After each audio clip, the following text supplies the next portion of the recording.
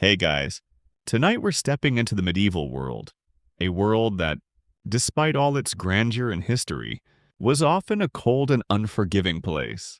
Imagine yourself walking into a towering stone castle, the cold air cutting through the stone walls, and the drafty corridors sending a chill straight to your bones. Outside, the wind howls through the trees, and you can almost feel the frost settling on your skin. You can hear the crackling of the fire in the great hall, but you know it's only going to warm up the area right around it. You probably won't survive this. I'm just saying. But before you get comfortable, take a moment to like the video and subscribe, but only if you genuinely enjoy what I do here. Drop a comment letting me know where you're watching from and what time it is where you are. It's always fascinating to see where we're all from, despite traveling back thousands of years in time. Now, dim the lights. Maybe turn on a fan for that soft background hum. And let's ease into tonight's journey together. As we step into the heart of the castle, imagine the thick, cold stone walls surrounding you. Medieval castles, while impressive in their architecture, were not built with comfort in mind. They were designed for defense. But here's the thing, that very fortification, those thick stone walls, would trap the cold inside. And when you woke up in the middle of the night, shivering, it wasn't just the firelight keeping the chill away. Sure, the castles had their fireplaces, but a lot of the heat went straight out through the massive chimneys or was blocked by thick walls that didn't allow warmth to circulate. People living in these castles didn't have modern insulation like we do today. Instead, they had to rely on things like heavy tapestries and rugs to keep the heat in and the cold at bay. Historians still argue whether early medieval castles could have been warmer with different designs. Some think that castle engineers had just not figured out the best ways to heat these massive buildings, while others argue that the cold wasn't as big of a deal as we imagine. Either way, what's clear is this: medieval life, especially during the long, brutal winters, was a constant struggle to stay warm. Now, picture this. It's night, the temperature has dropped, and the warmth from the fire is barely reaching the edges of the great hall. The stone walls, though grand and thick, are also keeping the cold in, trapping the chill of the night. You're lying in a bed made of rough wood and straw, under a blanket that, let's be honest, isn't nearly as warm as you'd want it to be. But hey, it's all you have. The bed isn't soft, but you're so exhausted from the day's hard work that you'll take what you can get. You pull the blanket closer, hoping for warmth, but it's still chilly, like the cold is everywhere. And here's where it gets interesting. You can't just huddle by the fire all night. You've got other things to think about. There are the castle's stone walls, the drafty windows, and, of course, the ever-present fear of enemy attacks. Those walls were great for keeping out attackers, but they didn't do much for the cold. And since there wasn't central heating, it was common to see fires lit in several places around the castle, though none of them offered full warmth. Some rooms had little fireplaces, while others had only a central hearth, whose flames barely reached the farthest corners of the room. Historians still argue about whether castles had better heating options than we give them credit for. Some believe that, with a well-maintained hearth and careful use of fire, medieval castles could have been a little warmer than we think. Others argue that the layout of castles was just too spread out, with their great halls and individual rooms too far from the fires to make much of a difference. What's clear, though, is that the cold was a constant companion during those long nights, and it was something that couldn't be ignored, no matter how much the fire crackled in the hearth.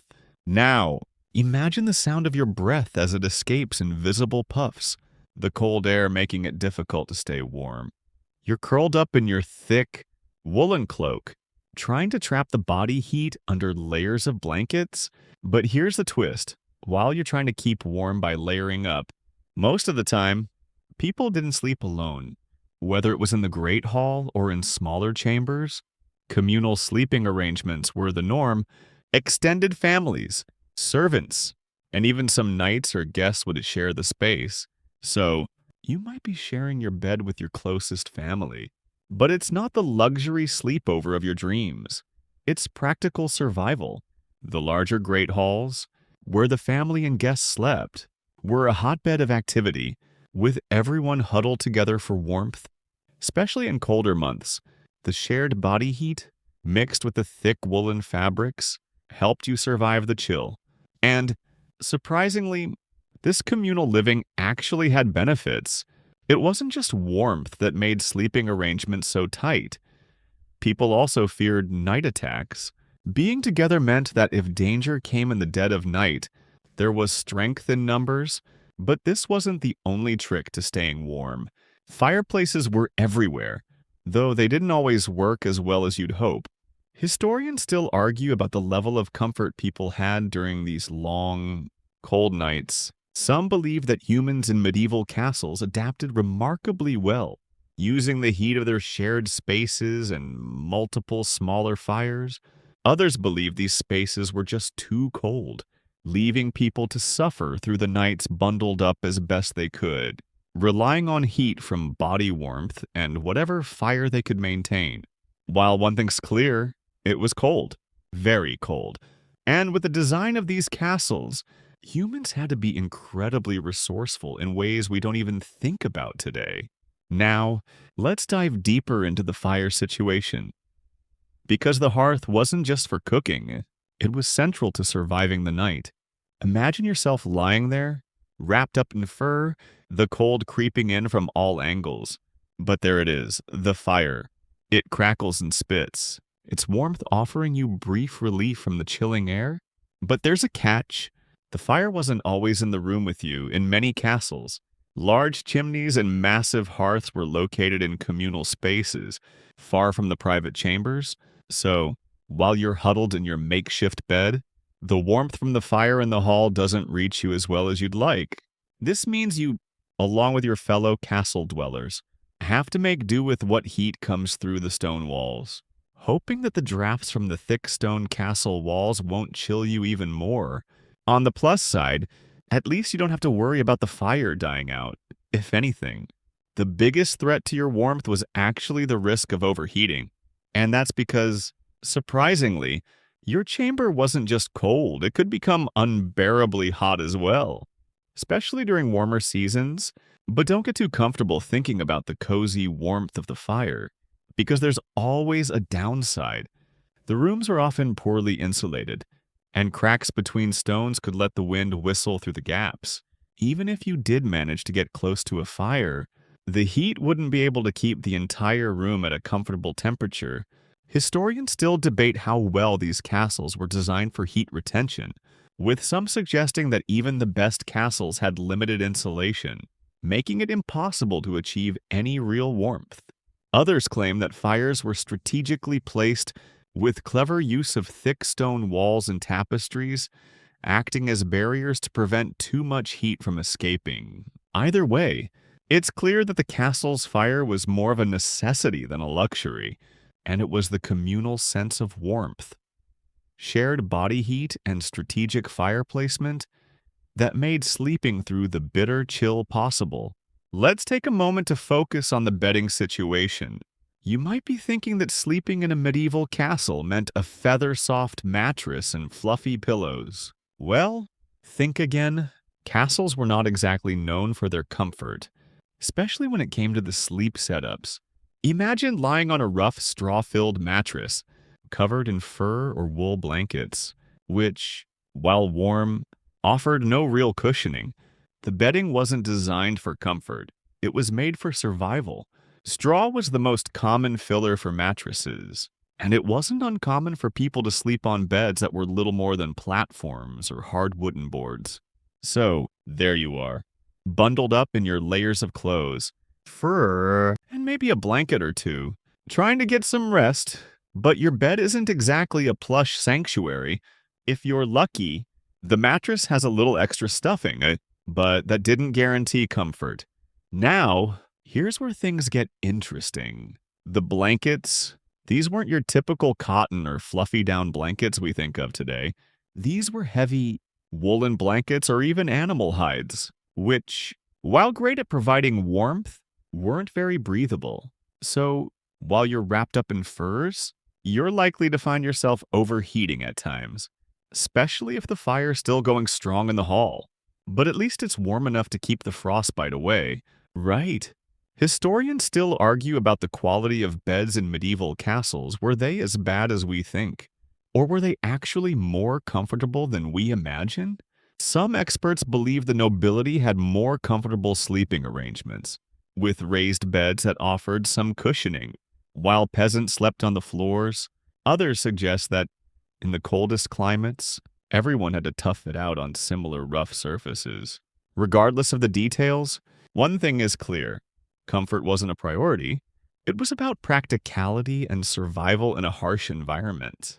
And if you managed to fall asleep, well, it was because your body found a way to make the best of a less than ideal situation. Now, let's talk about one of the most essential elements of castle life: fire. You already know that the chill in the air could freeze a person to the bone. But fire was both a lifeline and a curse. Think about this. You're in your cold stone room, wrapped up in furs and blankets, trying to stay warm, but there's only so much that can keep the cold from seeping into your bones. The fire, though, that's your ally. In the heart of the castle, the fire would be a constant companion. Massive hearths would burn in the main hall, heating the space for everyone. But in those smaller rooms where nobility or servants slept, the situation was different. There was no luxury of a roaring fire in every corner. Some rooms had small fireplaces or stoves, but these were often inefficient and smoky, which made sleeping with a fire even more unpleasant. The smoke would have filled the air, irritating your eyes, burning your throat, and leaving everything smelling like a campfire that just couldn't go out. But what if you're one of the lucky ones, lying close enough to that big central hearth in the castle? While the warmth from the fire is a blessing, it also has its drawbacks. The heat is intense, but so is the risk. Fireplaces were notoriously dangerous. Flames could easily spread to the wood beams above, or the fire could burn low and leave you shivering in the dark. And if the wind picked up, smoke could billow right back into the room. So, imagine trying to fall asleep with the constant crackling and hissing of the fire, knowing it's your warmth, but also a constant reminder that in these castles, everything was built for utility, not for comfort. Historians still argue whether the central fireplace was more of a blessing or a curse. Some believe that the flickering light and warmth were comforting, while others argue that it made the space too hot and dangerous. One thing is for sure: fire was as essential to survival as it was a nightly challenge. As you drift off to sleep near the fire, tucked in your furs, there's another uncomfortable reality you must contend with. The ever-present draft? Yes, those cold winds blowing through the cracks in the walls or around the windows. Drafts that not only make your teeth chatter, but could freeze you if you're not careful. Castles weren't built for comfort, they were built for defense. Stone walls were thick, but they had gaps. And the windows, if they even had glass, were small and often didn't fit tightly. Imagine it. You're lying in a bed, the warmth of the fire just enough to keep the cold from taking over. But that cold breeze seeps through the stone, sneaks through cracks, and you can't escape it. These gaps, whether from a poorly sealed door or a window with missing shutters, would carry the chill of the outside world right into your room. And because it was common to sleep near the floor, where the cold was most intense, you'd feel the icy grip of winter clinging to your body, no matter how many furs you piled on. To add to the discomfort, castles were often high up on hills or cliffs, and with that elevation came stronger winds. The higher you went, the colder it became. This wasn't just inconvenient, it was a battle for survival. The constant drafts meant that sleeping was often interrupted by shivering or the need to adjust your bedding for warmth. On top of that, the sound of the wind whistling through cracks in the stone, it wasn't exactly soothing for a good night's sleep. Historians still argue whether the cold drafts were simply part of life, or if early builders knew more about insulation and just chose to ignore it.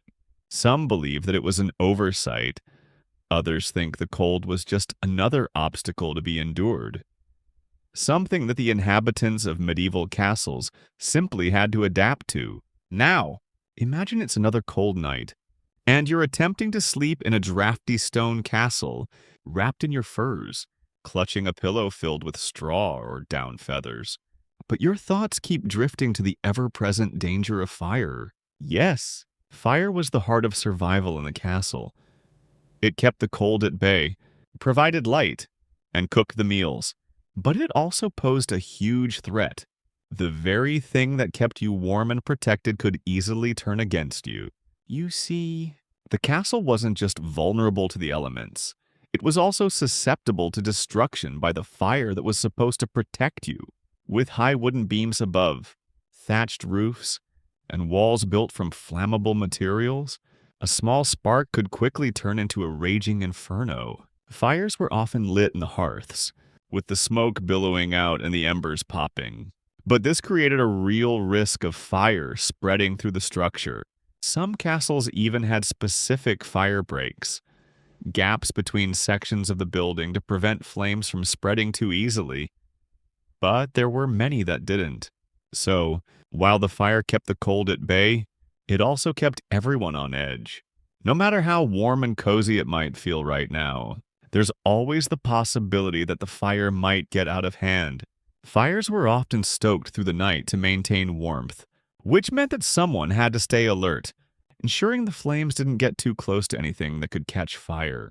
Historians still debate whether fires were a constant concern for medieval castle residents, or whether these fears were more about the fear of the unknown. Did they have better control over the flames than we give them credit for, or was the fire always a threat lurking in the background? Either way, one thing is certain. The warmth from the fire was never fully reliable when the cold was pressing in and when the danger of flames was ever present. Now that you've grasped the ever-present risk of fire, let's take a step back and think about the night itself. It's the dead of winter, and the winds howl through the castle's narrow, high windows. The stone walls, thick as they are, don't do much to stave off the biting chill. You can feel it creeping into your bones as you try to settle into your makeshift bed. The warmth of the hearth is a memory, slowly fading as you drift off to sleep. And you've got nothing but the weight of your woolen blankets and the fire's dying embers to keep you from freezing to death. So, how did people sleep without freezing? The answer, quite simply, is layered clothing. Multiple layers of furs, wool, and linen kept them as insulated as possible from the frigid air. Even then, it wasn't always enough. Many individuals in medieval castles would huddle together, especially in the bitter winter months, sharing warmth with others in their family or household. This communal warmth was often the difference between surviving the night and succumbing to the cold. Yet, the layers of clothing weren't always the most comfortable. The heavy furs, while practical for warmth, were not the easiest to sleep in. They were itchy, often coarse, and stiff. So, it wasn't uncommon for people to sleep in their clothes or in bedclothes that could offer some protection, but were also far from luxurious. The woolen tunics and cloaks they wore during the day would serve double duty, providing warmth through the night. And underneath these heavy layers, they might have added padded quilts or straw mattresses to soften the hard stone floors. Historians still argue whether the medieval folk were truly accustomed to such discomfort. Or if we romanticize it too much, did they just bear it as part of life? Or did they have secret methods of finding comfort that have been lost to time? One thing's for sure, though life in a medieval castle, especially at night, was anything but restful. Now that we've considered the cold and the layers of clothing, let's explore the somewhat surprising innovation that helped medieval people get through those long, frigid nights. Heated stones. Yes, stones. Medieval castle inhabitants would often heat large, flat stones by the fire during the day and place them in the bed at night. These stones, warmed by the flames, would release heat gradually, helping to fend off the night's cold, especially for those who didn't have access to a blazing fire nearby. But this heat wasn't evenly distributed. Imagine being stuck with a stone that's cool on one side and scorching hot on the other, all while trying to find the most comfortable spot to sleep. So while these heated stones might have been a clever solution, they certainly weren't perfect. Sometimes people had to adjust them constantly throughout the night to keep from overheating one side of their body while the other remained frozen. It wasn't a perfect solution, but it was all they had. In addition to heated stones, medieval castles were also equipped with large, thick tapestries, often hung on the walls to help trap the heat in and prevent drafts. While the tapestries couldn't fully block out the cold from the stone walls, they helped to create a layer of insulation. So you can imagine the effort it took just to keep warm. Layers of clothing, blankets, heated stones, and heavy tapestries. But still, the cold always lingered, a constant reminder of how fragile life in a medieval castle really was. Historians still debate whether these methods were enough to keep people warm through the coldest nights. Could people have really slept through the winter without freezing? It's hard to say, but one thing is clear. Surviving the cold in a medieval castle was as much about perseverance as it was about strategy. And as the cold winds howled through the high castle windows, those strategies were often the only thing standing between a person and a sleepless, frozen night. Now, let's look at how those in the castle adapted to sleeping in smaller, colder rooms. Chilly places that were a far cry from the grand fireplaces and roaring hearths in the great halls. Imagine the inner chambers, where the aristocracy or nobility would retreat for the night. These rooms were often much smaller, with only a modest fire or small brazier to keep the chill at bay, and while the larger hallways might have been heated by fireplaces, the rooms themselves remained cold, especially at night. The nobility, or whoever was fortunate enough to have a private room, would sometimes use what was called a closet bed, a cozy alcove within their room designed for sleeping. These closet beds weren't the plush, private retreats we think of today. Instead, they were little more than a canopy bed enclosed by drapes or blankets, creating a cocoon of sorts where warmth could be better contained. They may have been luxurious by the standards of the time, but don't be fooled, this was far from a foolproof method. The confined space meant that heat quickly dissipated, and the cold stone walls never helped. Despite the added warmth of the bed's canopy or drapes, there was still the ever-present problem of drafts. Castles, especially older ones, weren't known for their airtight designs. Gaps in the walls, windows, and doors made sure that even the best attempts to keep out the cold were often in vain. Imagine yourself nestled under layers of wool blankets, hoping the small brazier by your bedside was enough to stave off the frostbite creeping in from every direction. And yet, there's a small comfort knowing that, despite the freezing cold, you were still better off than those who slept on the stone floors of the lower levels, where the cold seeped up from the very earth itself. Historians argue about how effective these closet beds really were at keeping out the chill. Did they make a significant difference? Or were they just another way to feel a little bit of luxury in an otherwise harsh environment? Whether they were successful or not, one thing is clear. These smaller sleeping areas were a response to the cold, an effort to create warmth where it was desperately needed, and a reminder of how much people were willing to endure to live another day. Now that we've looked at how the nobility tried to insulate themselves from the cold, let's take a look at the less glamorous reality of sleeping in medieval castles.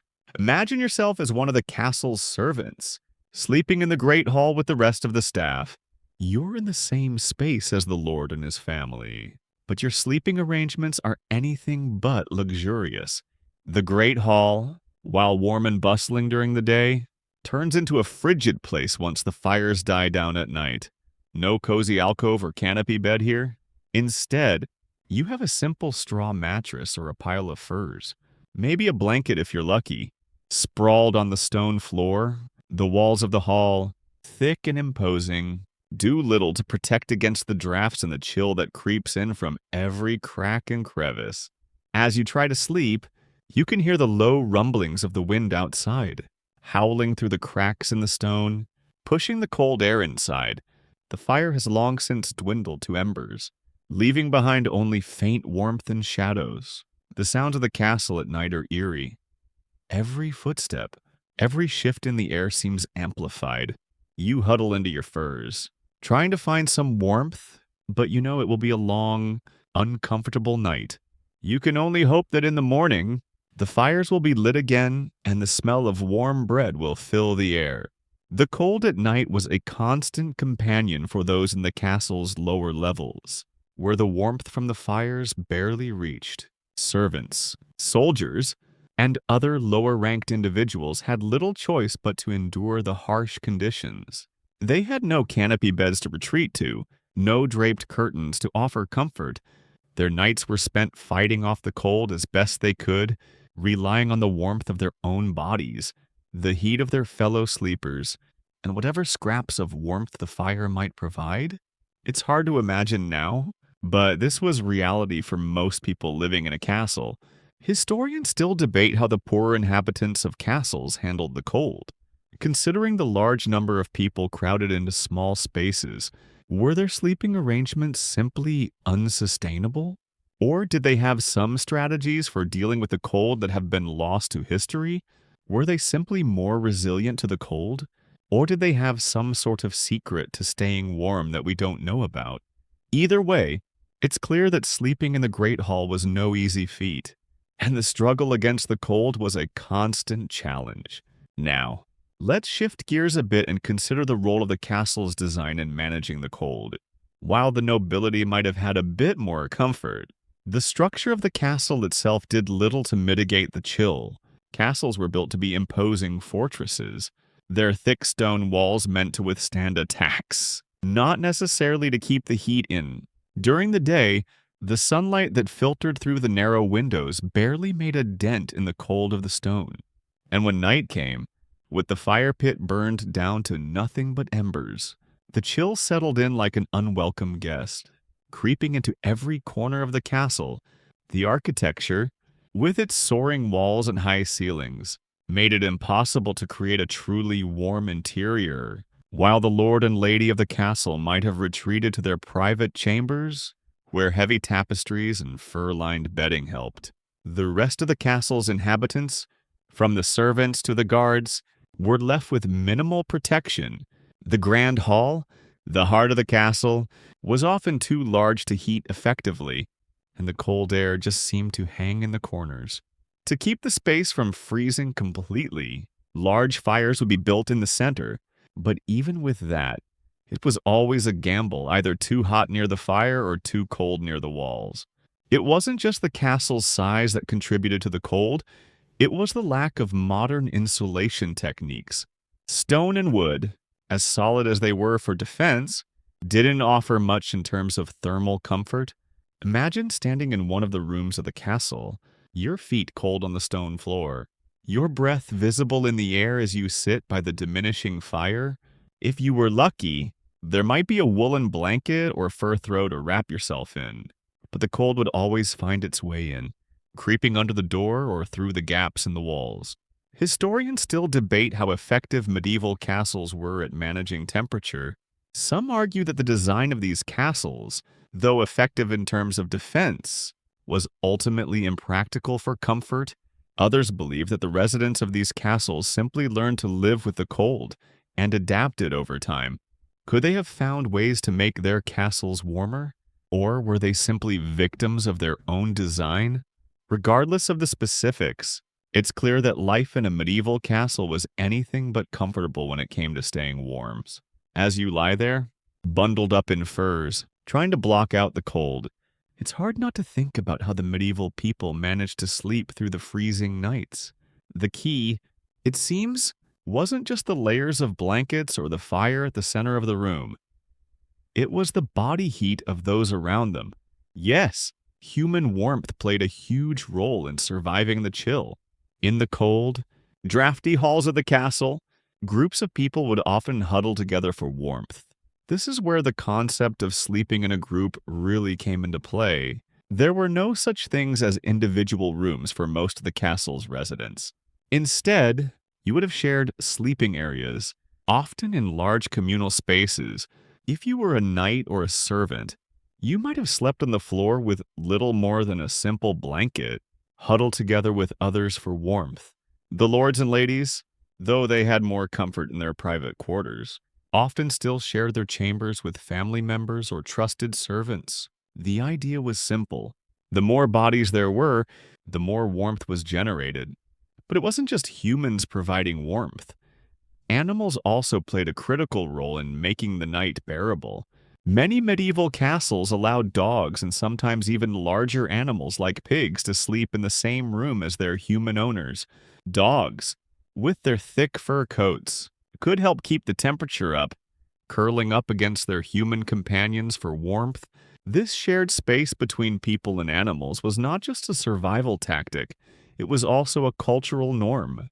Dogs were considered a part of the family, and in many cases, they were more than just pets. They were working animals, providing warmth and comfort through the night. Historians still debate the extent to which animals were integrated into everyday life during medieval times. Were they simply tools of survival, or did people genuinely bond with them? Some suggest that the human-animal relationships during the medieval period were less about companionship and more about utility.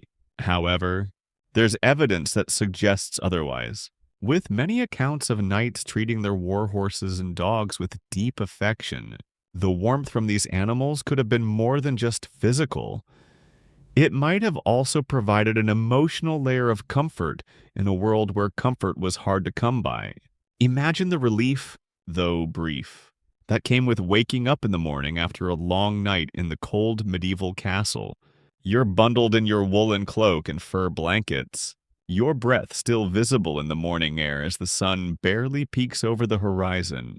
The fire that kept you warm during the night is now little more than embers, and the drafty stone walls are still cold to the touch. The castle's heating systems, such as they were, could hardly compete with the ferocity of the cold. In the morning, there would be little time to dwell on how uncomfortable the night was. You have work to do, whether it's heading down to the stables, taking care of the livestock, or attending to the Lord's orders. The medieval day was always busy. The fire might be out, but the warmth you've gathered from your fellow sleepers and your furry companions must carry you through to the next hearth. But before the day begins, it's worth noting the emotional resilience of medieval people. They might have been cold and uncomfortable, but their lives were full of shared experiences, making the best of harsh conditions. The warmth they shared wasn't just physical, it was emotional. A bond forged through necessity and perhaps deeper than any we can truly understand. There is something fundamentally human about surviving together in such an environment. Even in the coldest of conditions, there's also a certain pride in weathering these hardships. Surviving the night to see the light of day. Historians still debate whether the warmth shared in these medieval spaces really created stronger bonds between people, or whether it was purely about survival. The fact that people lived so close together, relying on one another for warmth and safety, surely had an impact on community structures.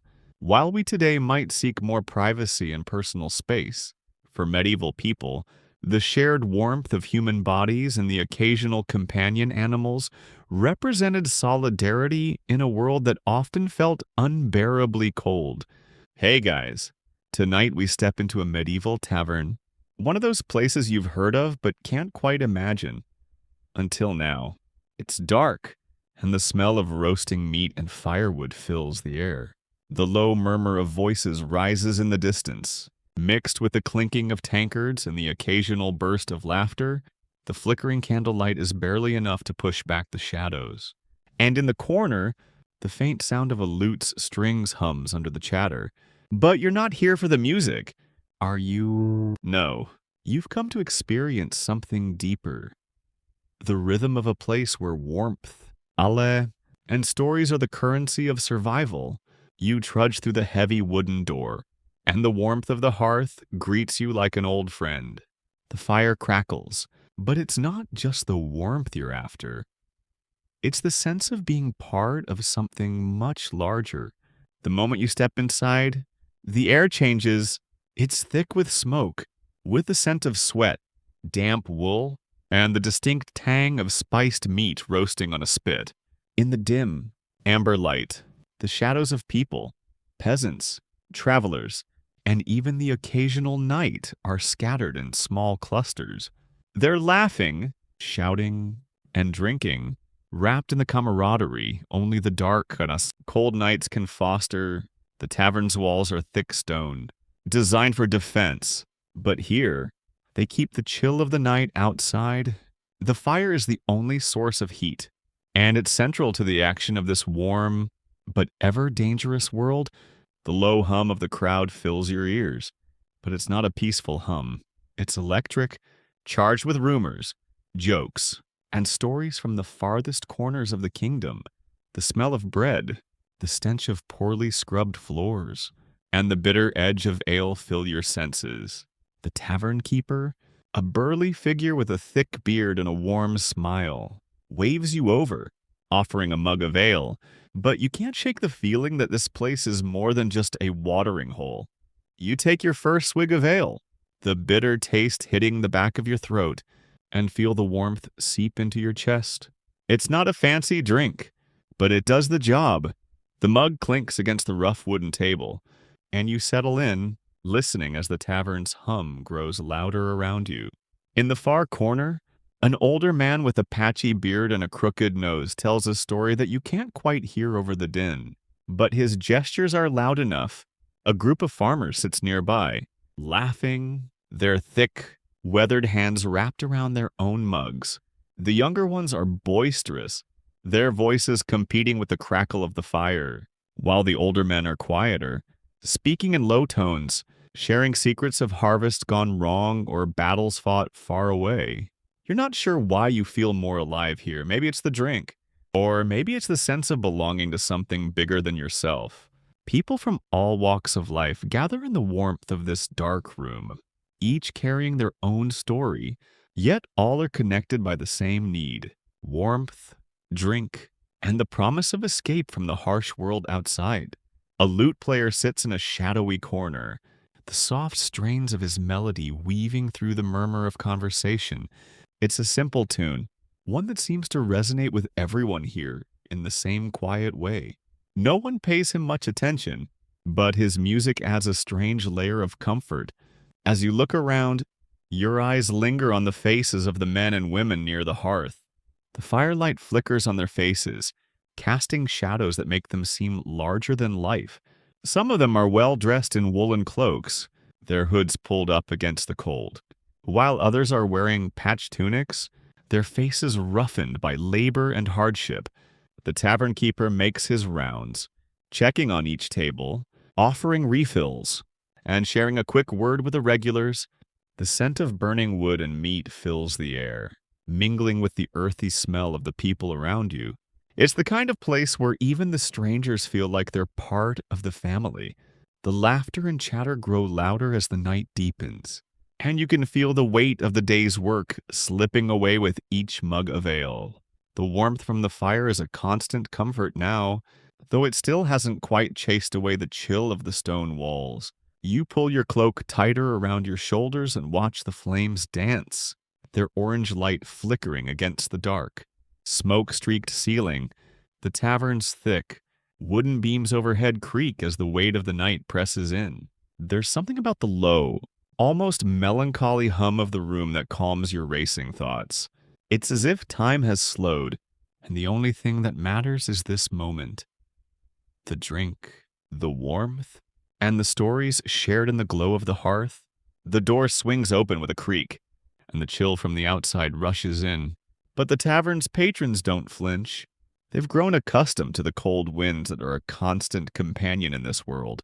The newcomer, a traveler, steps inside, shaking the snow from his boots and pulling his cloak tighter around his neck.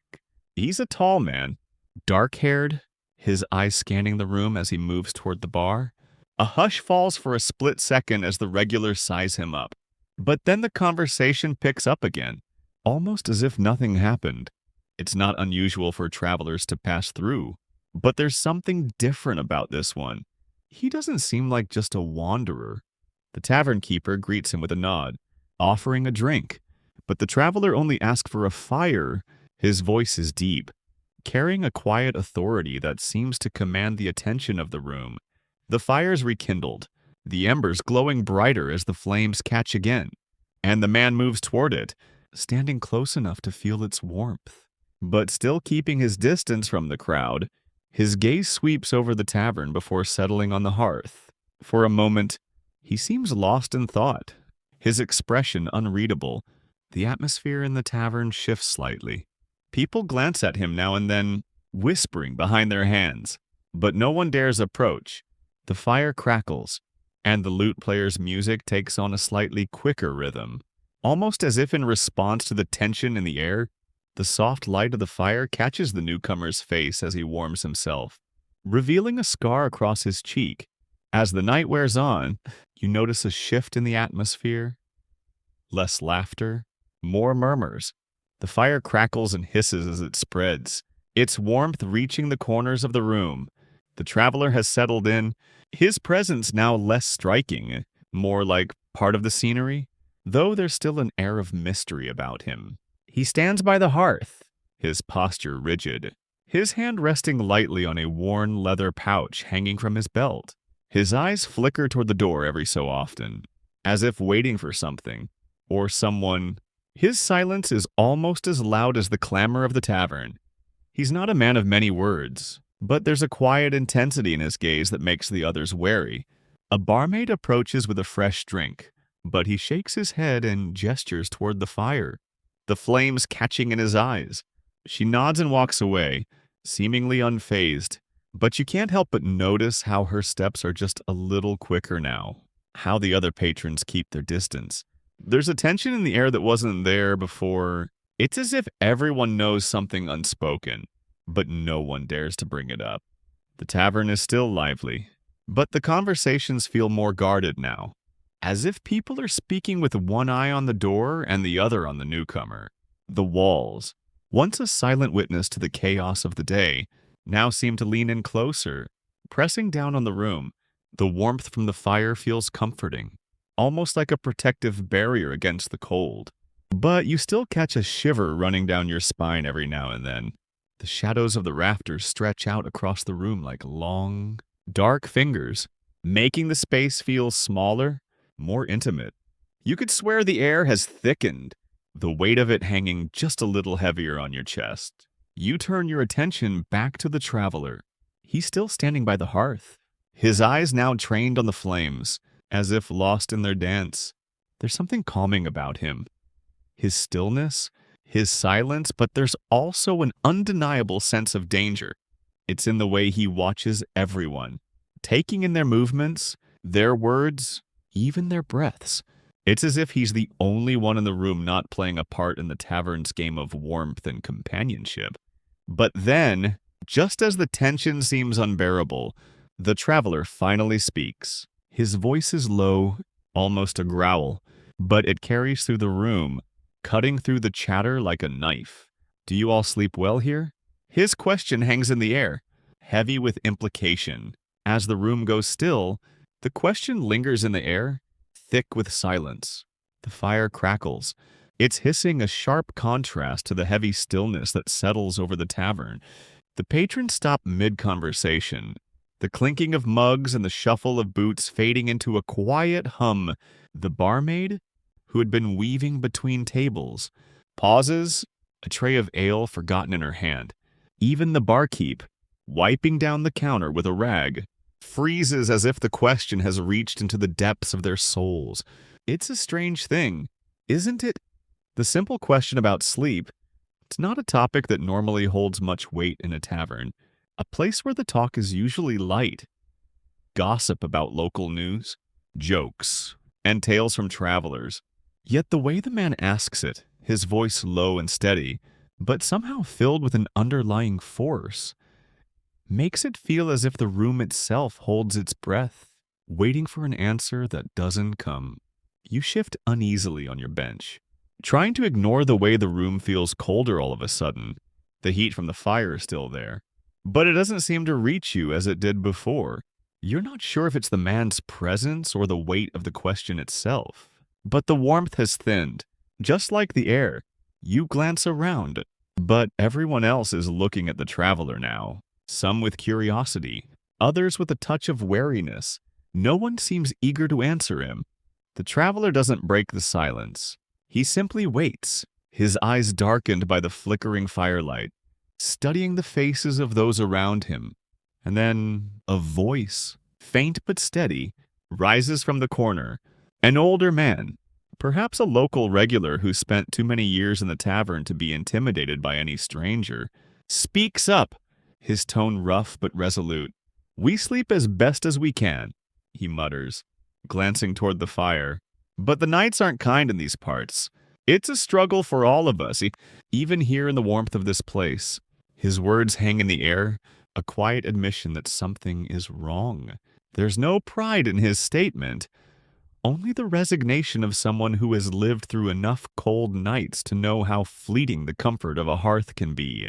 The traveler nods slowly, acknowledging the man's words, but his gaze doesn't soften.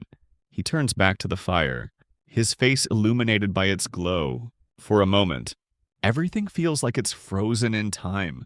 The rest of the tavern seems to breathe collectively, as if the air around them has been held for too long, waiting for the next move, the next word.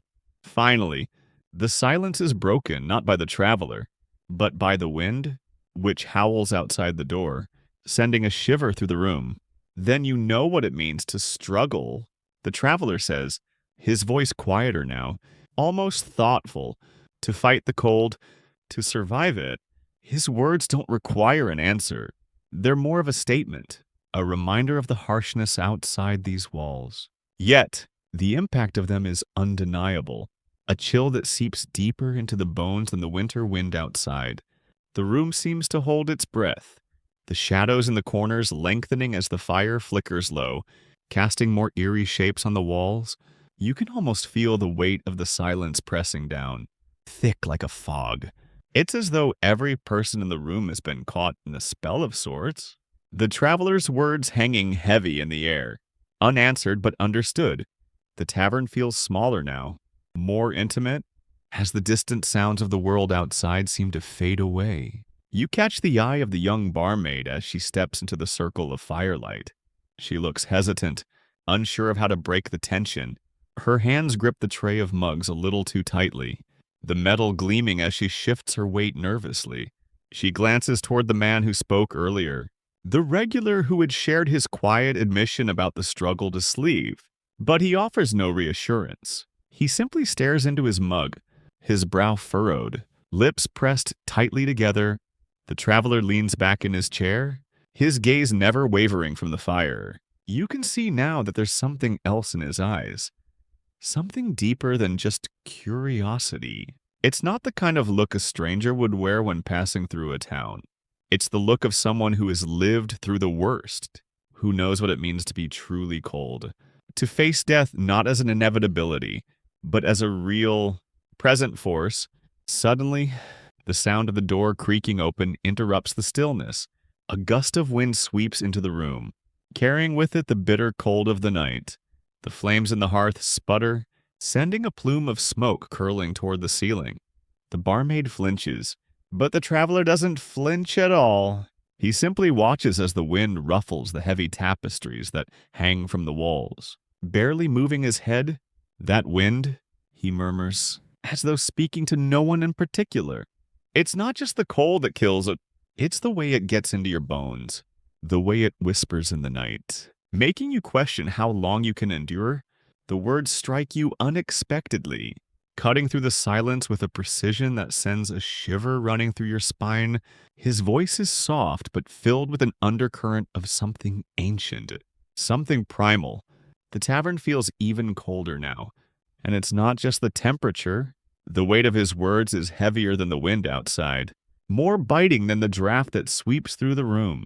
As if to answer him, the old man from earlier shifts in his seat, his weathered hands rubbing his face. He looks up, his gaze weary but resolute, as though preparing himself to speak once more. The entire room waits for his words, the tension building like the pressure before a storm. Well, the old man starts, his voice gravelly but steady. The wind is the least of it. Stranger, it's the nights. The fire can only do so much.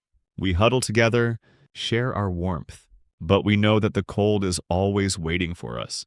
It doesn't care about who we are or what we've done. The cold is relentless, like time itself. His words resonate in the quiet room, and for a moment, the traveler's eyes flicker with something more than just curiosity. Recognition, perhaps, of a shared hardship. The struggle to survive, to make it through the long nights, is something universal here. The human experience, stripped of its luxuries, laid bare by the cold winds and the roaring fire. The barmaid, who had been standing by, glances between the regulars and the traveler, a soft understanding in her eyes. She moves silently through the room, her footsteps light on the wooden floor as she pours more ale into the mugs. The laughter and chatter have died down, but there's a different kind of energy in the air now. A quiet solidarity that hangs between the strangers and the regulars. No one asks any more questions. Instead, everyone knows, without speaking it aloud, that the cold is a part of them now, a part of life, one that can't be ignored, one that must be faced, night after night, with whatever warmth can be gathered, whether from fire or body or spirit. The traveler's words, though, remain with you, lingering in your mind long after the fire has quieted. The night outside grows colder, the wind howling like a distant animal. But inside the tavern, there's a strange calm. The fire crackles steadily now, though it can barely hold back the relentless chill creeping in from the cracks in the stone walls. You pull your cloak tighter around your shoulders, leaning in a bit closer to the hearth. But it's no use. The warmth never seems to travel far enough. Never quite enough to reach your bones. You wonder, briefly, how long this battle against the cold has been going on. The old man continues his quiet reflection, his eyes trained on the flames. You'd think, he mutters, half to himself, half to anyone listening, that the cold would be the hardest part of winter. But it's not. It's the darkness. The long nights, that's what wears you down. You never know when it's going to end. You don't know when the light will come again. It's a simple observation, but it strikes you deeper than you expected. The way he speaks is almost as if he's lived through it, survived it. Somehow, and maybe in some way, you're hearing the words of someone who's been beaten down by the years. Someone who has spent countless nights staring into the fire, waiting for the light, waiting for the warmth. For a moment, there's a silence that hangs heavy in the air. Even the tavern seems to hold its breath. The only sound is the crackling of the fire and the wind rattling the shutters above the door. The faces around you, once animated with conversation, are now somber, thoughtful. The young barmaid returns, setting down a tray of fresh bread and cheese. It's plain food, unadorned, practical, but in this moment, it feels like more than just a meal. It feels like a reminder of the simpler things in life, the comfort that can still be found in the midst of hardship. You reach for a piece of bread, its crust warm against your fingers. The texture of it feels solid, real. You tear off a piece and chew it slowly, listening to the faint, comforting sounds of the tavern around you. Despite the cold, the fire, and the weariness in your bones, there's something grounding in the rhythm of this moment. The bread and cheese, the low murmur of voices, the flicker of the firelight, it's all part of the cycle, part of the long wait for the dawn. Wouldn't hurt to have a little more light. Though, the traveler speaks up again, breaking the silence. A bit more fire would make a difference. But in places like this, it's always a fight between warmth and smoke. His words hang in the air for a moment, and you can almost see the smoke drifting in the room, thick and heavy, making it hard to breathe. The cold and the warmth, the light and the dark, they exist in a constant struggle, each pulling in different directions, but never quite letting go. But it's not just about the physical cold. Is it? The more you think about it, the more you realize that the darkness, the cold, the loneliness of the night, it's something deeper than just the weather. It's something that touches the soul, that makes you feel small and vulnerable, as though the weight of the world is pressing down on you. And yet, as the fire continues to crackle, as the bread sits warm in your stomach, you realize that the simple act of being here, sharing this space with others, with the warmth of the hearth and the faint sounds of conversation, this, too, is a kind of warmth. It's not the heat you were hoping for, not the comfort you imagined, but it's enough to remind you that despite the cold, despite the hardships, you're not alone in this fight. For the first time that night, you feel a glimmer of hope. It's faint, like the light creeping through the shutters, but it's there. Maybe the cold doesn't last forever. Maybe, eventually, the warmth will come. The night presses on, the fire flickering and popping as the embers slowly begin to die down. The tavern, once bustling with the laughter and chatter of its patrons, is now quieter. The conversations turn to murmurs, the noise softened by the deepening cold. Outside, the howling wind has grown more insistent, pushing against the stone walls as though trying to seep in to break the fragile warmth the tavern has managed to hold. You glance around the room again. The firelight casts flickering shadows on the rough stone walls, making the faces of the tavern's occupants appear half-hidden, their features softened by the low light. The barmaid has moved to the other side of the room, refilling tankards and tidying up the tables. The old man, whose words linger in the air, has settled back in his seat, his gnarled hands folded in his lap, his eyes far away, as though he's no longer here but somewhere else. Somewhere deep in thought, perhaps lost in memories of the winters long past. You feel the weight of the silence, thick and almost palpable, like the stillness before a storm. Even the music from the corner of the room seems to have stilled, the fiddler's bow lying across the strings, his eyes closed in the same somber reflection as the old man's. It's as though the tavern itself has become a space suspended between the warmth of the fire and the cold of the night outside, its inhabitants holding their breath as they wait for the dawn, for something to change. There's a distinct tension in the air.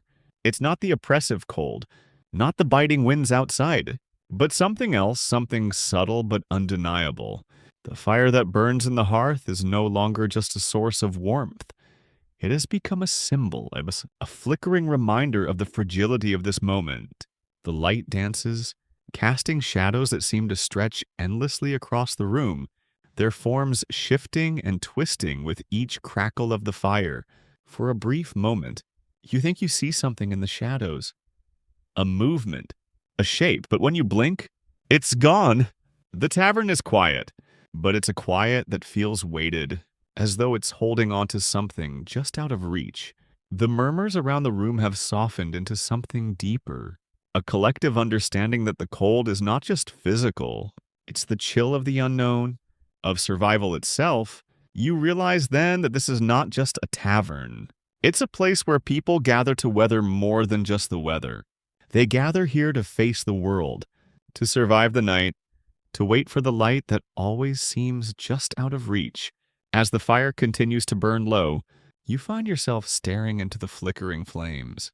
The warmth that once filled the room now seems distant, its power fading with each passing moment. You can hear the crackle and pop of the burning wood, the sound of life slipping away from the flames.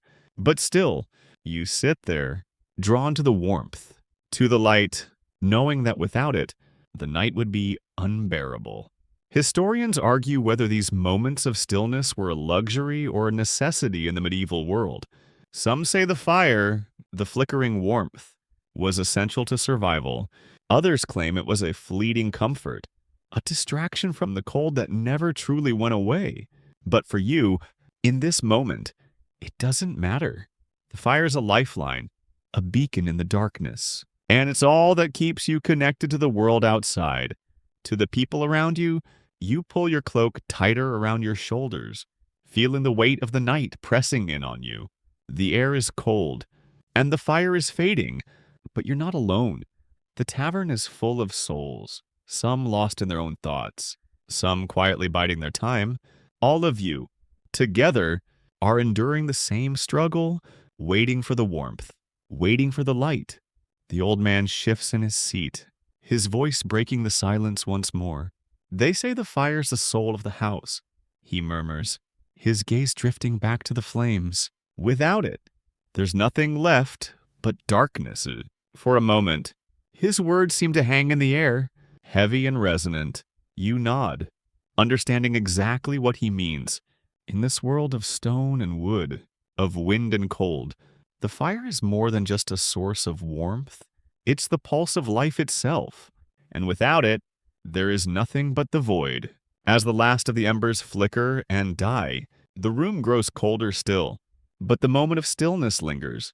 There is a sense of unity in the air, a shared understanding that the cold, the darkness, and the uncertainty will pass, just as it always does.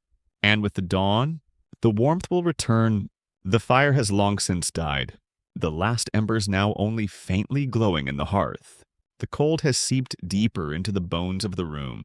But still, the tavern remains a place of refuge. You rise from your seat, stretching your stiff limbs, and move slowly to the window. Peering out into the night, the howling wind has quieted somewhat, but the darkness outside remains impenetrable. Thick as pitch, you wonder how much of the world beyond these walls is asleep. How much of it is still awake, caught in the same struggle for warmth and safety. The flickering candlelight on the table casts long shadows across the wooden beams above. And for a moment, you feel the weight of the room, the weight of the lives it holds within its stone walls. People still move about, adjusting blankets, quietly murmuring to one another, perhaps trying to stave off the cold with soft words, or with the simple presence of another person in the room. The family on the far side, gathered together for warmth, their heads close in soft conversation, their faces glowing in the dim light. Seems like a living portrait of survival. The distant clink of iron tankards, the scrape of boots on the stone floor, the quiet hum of voices, all form the tapestry of this evening. As the night stretches on, and the morning still feels far away, you can't help but feel a small sense of comfort in the shared warmth of the room. Here, in the presence of others, the cold doesn't seem as menacing. There's a sense of camaraderie that doesn't require words. You can feel the tension of the night slowly melting away, even as the chill continues to creep up the walls and along the floorboards. But there's still a tension, an unease that lurks in the quiet. The fire may have burned low, but it hasn't gone out completely. It is the same with the humans in the room, with the tavern itself. A flicker of life, a reminder of something that continues even when it seems as if everything else has stopped. The flickering candle on the table is all that stands between you and the dark, and though the hearth is empty, the glow of that light still holds you, makes you feel tethered to something warm, something familiar. You turn your attention back to the room. The barkeep, now with his apron loosened, is tidying the counter, wiping away the remnants of spilled ale. His face is tired, but it's the kind of exhaustion that comes with having a purpose. Even the quiet workers who labor in the corner seem like they are part of the whole, each contributing, each trying to hold back the chill in whatever way they can. Their movements are fluid, practiced. They know the routine: clean, feed, repeat. And it's not just the tavern's inhabitants that are tied together in these long nights. The shared experience of enduring the cold, of battling the harsh elements and yet continuing on, is something that binds everyone here. The castle outside, the crumbling walls, and the weak light inside all form a singular truth. Survival is not a solo act. It never was. You wonder how many generations have huddled in the same room, facing the same cold nights, whispering the same hopes for the morning to come. Historians still argue whether this practice of communal survival was something innate, or if it was simply an adaptation to the medieval world's hardships. Some claim it was the only way to stay warm. Others believe it was a reflection of the deep-seated need for human connection. Either way, it's clear that these long nights of cold were not just about enduring the physical elements. They were about holding on to the sense of unity, of shared life. Despite the outside world's cruelty, you sit back down, glancing over at the fire that now flickers low, the last of its light reflected in your eyes. The light may not be much, but for now, it's enough. It's enough to know that this room, this tavern, is a place where the night can be survived, where the cold can be held at bay, and even though it will never be perfect, never quite warm enough, there is comfort in that. In this place, in this moment, the wind outside picks up again, a low howl that reverberates through the cracks in the stone. But inside, the tavern remains a sanctuary. The fire's now little more than a smoldering pile of embers, casting a soft, orange glow across the room. The crackling has faded to a near whisper, and the warmth it once offered is now only a memory. The tavern's inhabitants have settled into the stillness of the night. Some have found their beds in the loft above. Others curl up on the benches near the last embers, their breath rising in visible puffs as the cold begins to reclaim the air. The candles flicker weakly, their wax pooling on the table. But still, they provide just enough light to make out the shapes of faces around you. The tavern's atmosphere has shifted from the bustling energy of the evening to a quiet, subdued calm. The lively chatter has given way to low murmurs, and the only sounds are the distant rumblings of the wind, the occasional creak of the wooden beams above, and the gentle shuffle of feet as the last of the evening's customers retire to their makeshift beds. In this space, surrounded by the warmth of shared bodies and the lingering warmth of the hearth, it feels as if the outside world, with its harsh winds and bitter cold and has momentarily ceased to exist. The walls, though thick and cold, have become a protective barrier, keeping out the freezing air and the unknown dangers of the night. And yet, there's a certain fragility to this peace. It is a peace held together by the fragility of the fire, by the communal bond of those gathered around it, and by the certainty that come morning, they will all rise again to face the world outside. There is a comfort in the routine of it all, the knowing that, despite the unpredictability of the weather and the world beyond these walls, the tavern will continue to stand. Its wooden beams, its stone walls, its tired but welcoming hearth, all form a resilient structure, a small haven in a much larger, often hostile world. And for tonight, that is enough. The cold may still be pressing in on all sides, but here, within these walls, the warmth of the fire, the shared camaraderie, and the simple act of surviving another night is a victory in itself. As you close your eyes, the sound of the wind howling outside fades into the background, and all that remains is the warmth, the flickering light, and the quiet presence of those around you. The fire may be dying, but the feeling of safety, the feeling of being part of something larger than yourself, is alive. You may never fully escape the cold, the drafts, or the uncertainty of life in this medieval world, but in this moment, you are warm, and that warmth, fleeting as it may be, is enough. The tavern's warmth is now a distant memory, replaced by the harsh bite of the night air. You wake up, groggy and disoriented, and your breath is visible in the cold room.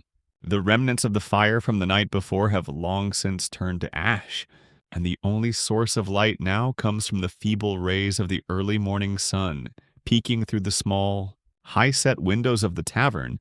The cold, penetrating air reminds you that the outside world hasn't softened overnight. It's still there, lurking beyond the thick stone walls of the tavern and where it has always been. But inside, things are beginning to stir.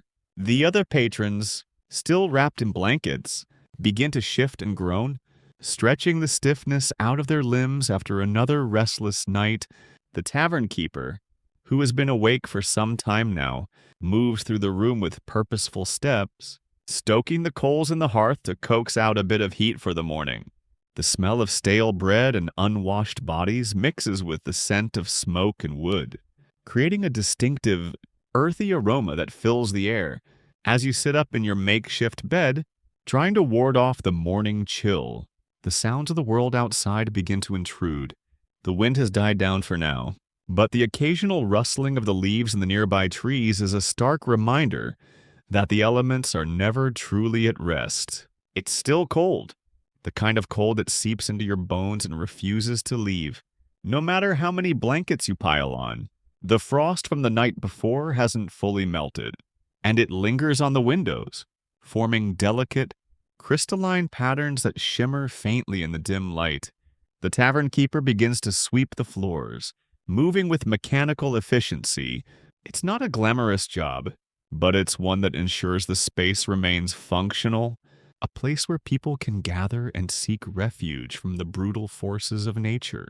You catch a glimpse of the woman who has taken up the bar, her face drawn with exhaustion but also determination. She knows that this space is more than just a building. It's a haven for all who enter it, and keeping it that way is no small task. The last remnants of the night's fire flicker weakly in the hearth, casting long shadows on the stone walls. The low hum of conversation begins again as the tavern's patrons slowly rouse themselves, preparing for another long day of survival. For some, it will be a day of travel, heading out into the elements in search of food or shelter. For others, it will be a day of hard labor, working the fields or the forest to gather what they can. Whatever the day holds, they know that they can return to the tavern when the cold becomes unbearable. When they need to escape the elements and find warmth in the company of others. As the tavern fills with a soft murmur of voices, the warmth from the fire slowly returns. The coals begin to glow a little brighter, sending a flickering light across the room. The patrons start to gather around, waiting for the day to begin, for the routine of survival to continue. In a world that is constantly shifting between cold and warmth, light and dark, comfort and hardship, the tavern remains a constant, a place where people can find refuge, however fleeting it may be. As the hours pass, the tavern begins to fill with more patrons. The room now hums with a steady buzz of conversation, punctuated by the clink of mugs and the occasional hearty laugh. The atmosphere is thick with the mingling scents of ale, cooking meat, and the unmistakable smell of wood smoke. In the background, the fire roars in the hearth, casting a comforting warmth across the room, and the warmth spreads to your limbs, banishing the remnants of the morning chill. You take a seat at one of the long wooden tables, the rough surface of the wood biting at your palms as you settle in. A thick woolen blanket is draped over the back of your chair, a subtle comfort against the cold stone walls. The tavern keeper, a woman with a worn but friendly face, approaches with a flagon of ale, offering it to you with a quiet smile. The amber liquid sloshes slightly in the mug, sending a familiar scent of hops and barley wafting into the air. You nod in thanks, taking the mug with a grateful sigh. The fire crackles in the hearth, its warmth now beginning to permeate the farthest reaches of the room. The flames dance and sway, throwing long shadows across the faces of the gathered patrons, their expressions ranging from weary to content, with the occasional burst of laughter ringing through the air. It's a scene that repeats itself day after day in the tavern, a constant cycle of work, warmth, and fleeting camaraderie. Outside, the world remains cold and distant, a place of danger and uncertainty. The wind has picked up again, howling through the cracks in the stone walls of the castle, but it doesn't matter now. You're inside, surrounded by the heat of the fire and the warmth of the company. The outside world seems so far away, as if it doesn't exist beyond the walls of the tavern. For now, the fire is your only concern, your only solace. It flickers and sputters in the hearth, but it is enough. As you sip your ale, you glance around the room.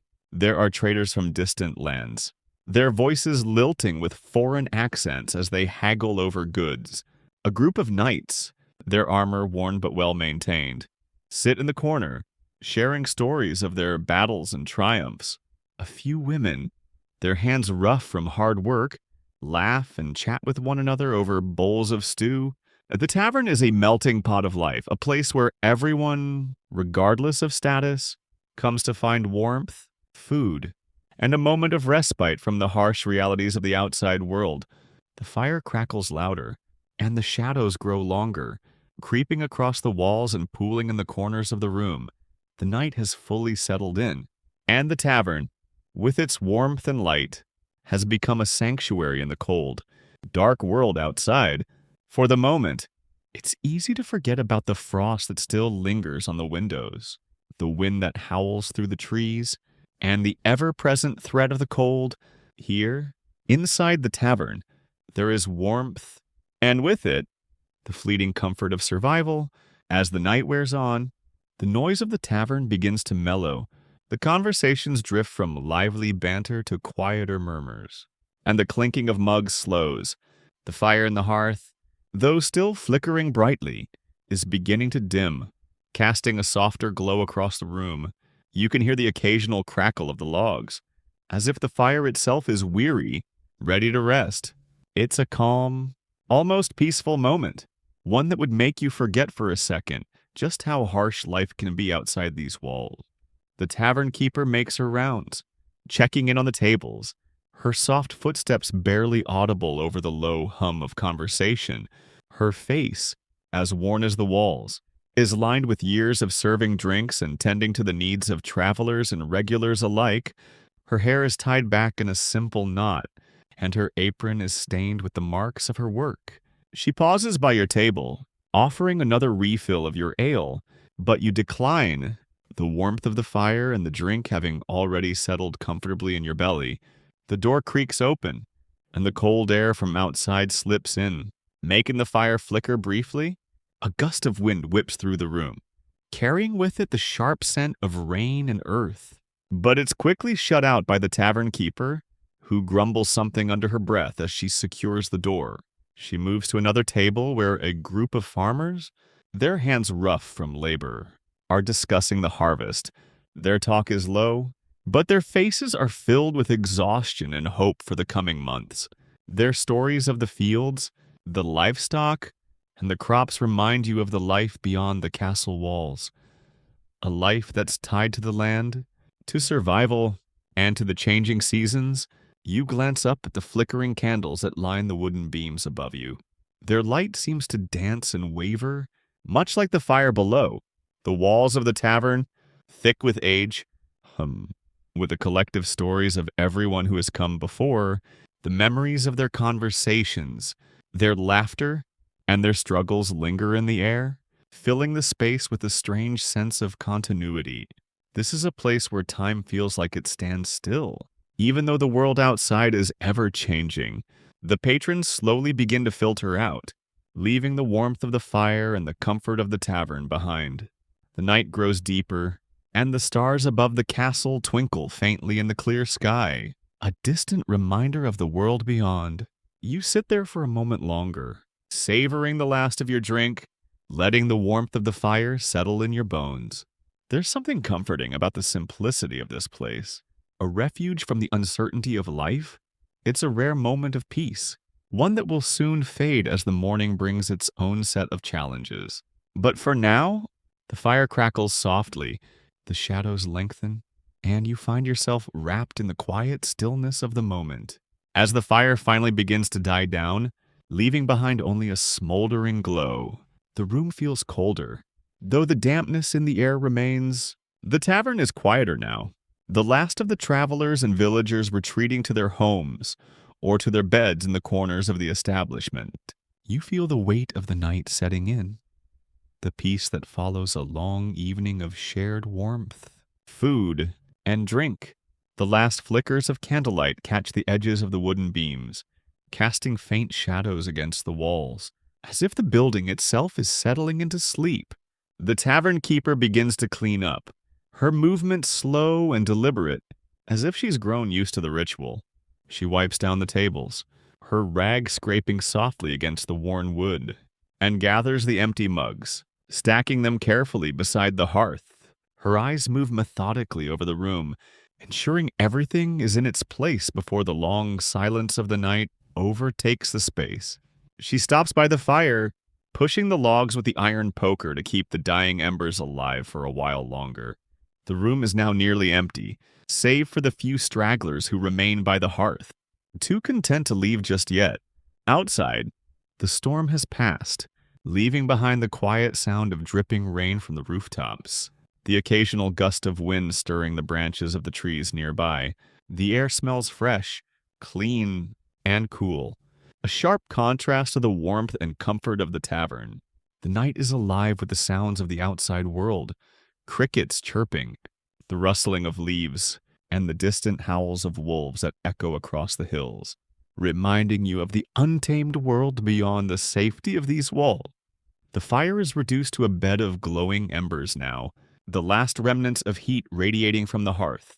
The tavern keeper places the final mug on the counter, steps back, and surveys her work, as if savoring the quiet before the bustle of the morning begins again. She leans against the counter for a moment, letting her tired body relax, and looks out into the darkness beyond. There's a sense of finality in the stillness, a calm that seems to settle over the place as the last of the evening's warmth fades. The door creaks again. As a figure enters, a shadow in the dim light.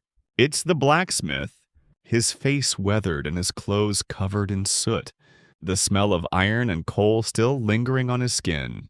He nods a greeting to the tavern keeper, who looks up and offers a tired smile. He moves to the hearth, his large frame taking up much of the space, and gazes into the embers for a moment.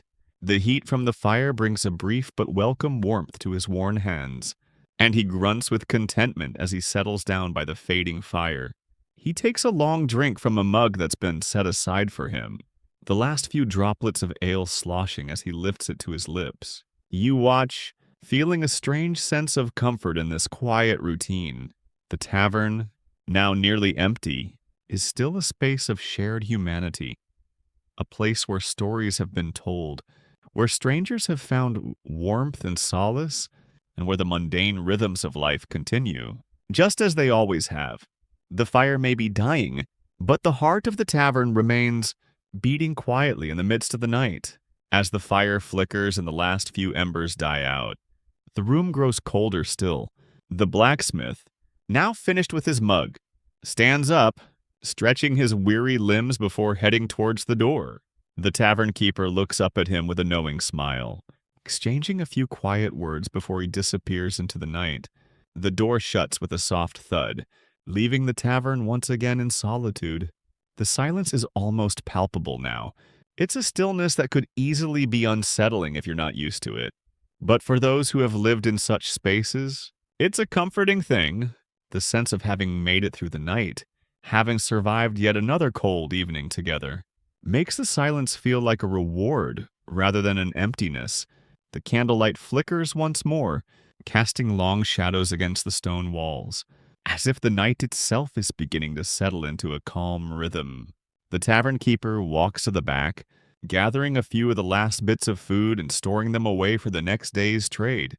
She moves with the confidence of someone who knows the space intimately.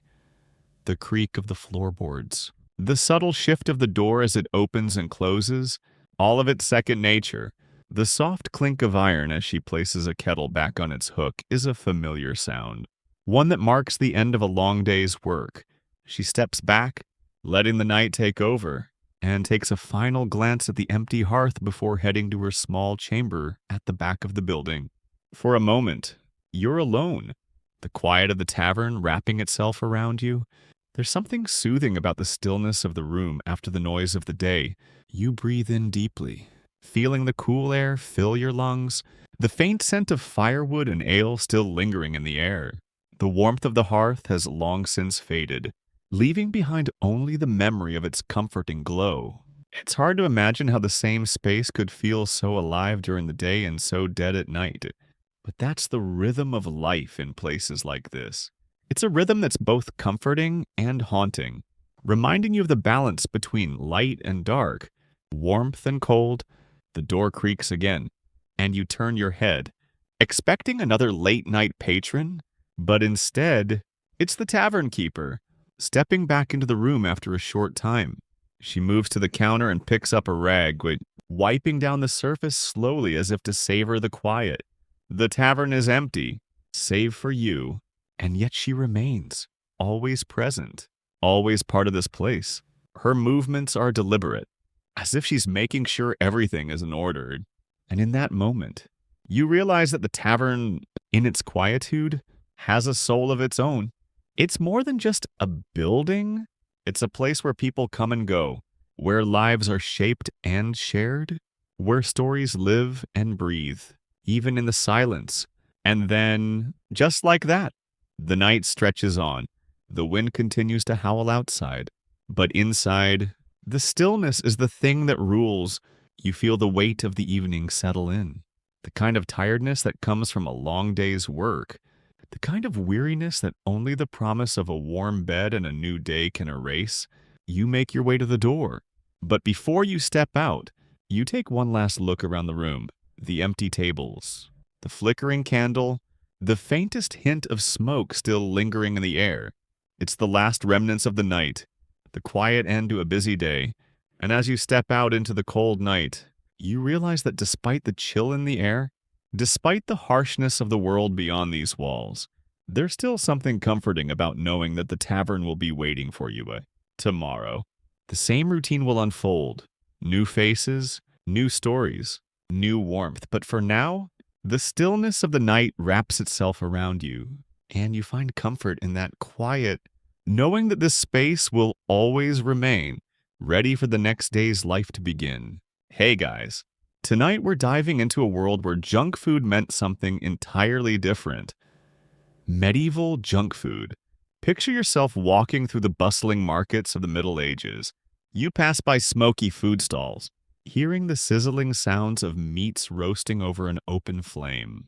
The air is thick with the smell of baked goods and fermented drinks. The word convenience didn't quite exist back then, but the concept of quick and easy food on the go, oh, that was well and alive. You probably won't survive this culinary trip without questioning your modern snacks. Trust me, medieval junk food might just make you feel grateful for the packaged snacks of today. So, before you get comfortable, take a moment to like the video and subscribe, but only if you genuinely enjoy what I do here. Also, let me know where you are watching from and what time it is, because it's always fascinating to see where my viewers are around the world. Now, dim the lights, maybe turn on a fan for that soft background hum, and let's ease into tonight's journey together. Let's take a moment to talk about something that might surprise you. Medieval sweet treats. A time when sugar was a luxury and sweetness was far from easy to come by. But even with this scarcity, medieval people knew how to get their sugar fix. Imagine yourself in a bustling town square where honey was the real sweetener of choice. No refined sugar, just the sticky goodness of nature's candy. We're talking about honey, fruits, nuts, and spices like cinnamon and cloves. These were the things that made sweet dishes so magical in the eyes of medieval peasants. While today's desserts often come loaded with sugar, back then, it was all about flavoring things as best as you could with what you had. You'd find baked goods like pastries and sweetened breads. And though the sugar content was minimal, the effort was all about making something flavorful and indulgent. These treats weren't the finely crafted pastries we'd find at a Parisian bakery today, but they were an accessible form of indulgence for people in medieval times. Some even added fruits like dried apples, pears, and berries to their pies, which were often served with a dusting of honey. The humble medieval pie, something you might have grabbed as a quick snack from a street vendor, was a far cry from the sweet pastries we take for granted now. But it was a bite of luxury for many. Historians still argue whether these early sweets were a true form of junk food. After all, the indulgence was mostly in the form of natural sugars and fruits. Right. There wasn't an over-reliance on refined sugar, making it healthier in some ways. But if you were a peasant with only a few coins to spare, indulging in something sweet may have been just as rare as an afternoon nap. Now, let's move from sweet indulgences to one of the real powerhouses of medieval street food. Pastries and pies? Picture it. You're on the go in a medieval town, heading towards your destination, and you spot a baker's stall selling hot, golden brown pastries. The steam rises as you catch a glimpse of crispy dough filled with savory fillings. These pies and pastries were basically the medieval equivalent of modern fast food. No forks or knives needed, just grab and go. And trust me, they weren't just for the fancy folk. Everyone loved a good handheld pie, whether rich or poor. These pastry delights came in all shapes and sizes. You might find simple, crusty pies filled with meats like pork, beef, or mutton. There were even versions filled with vegetables or fruits, often made to accommodate the seasons. The pies were designed to be portable, perfect for an active medieval lifestyle, where people were always moving around. Whether it was for work or market shopping, these pastries were often baked in thick crusts, making them hearty and filling, more of a meal than just a snack.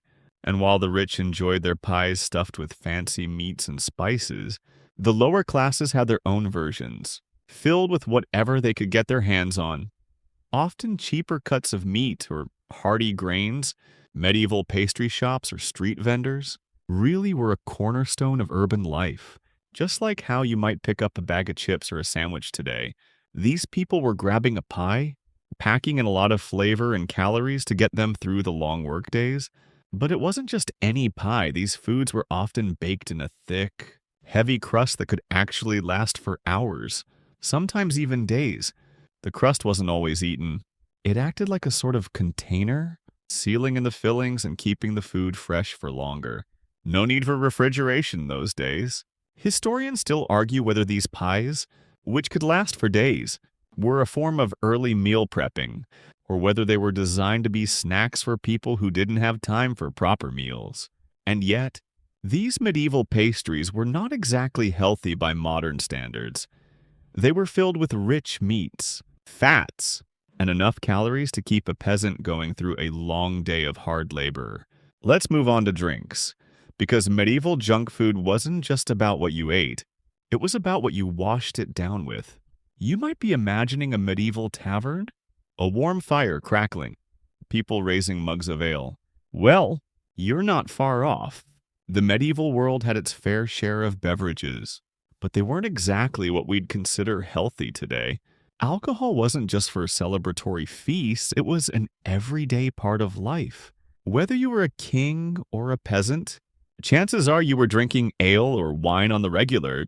The best part, it was often safer than water. Water was notoriously contaminated back then. Getting a drink from a well could mean risking exposure to disease. So, alcohol became the go-to drink. Ale was the most common, often brewed in local taverns or by households. It wasn't like the lager you might drink today, though medieval ale was often thick, sour, and stronger than what we typically expect from a beer today. It was consumed in large quantities, and since water wasn't an option, people drank it at all hours of the day. You'd see peasants sipping their ale as they worked, and even children were given weak ale instead of water to keep them hydrated. Wine wasn't exclusive to the wealthy either.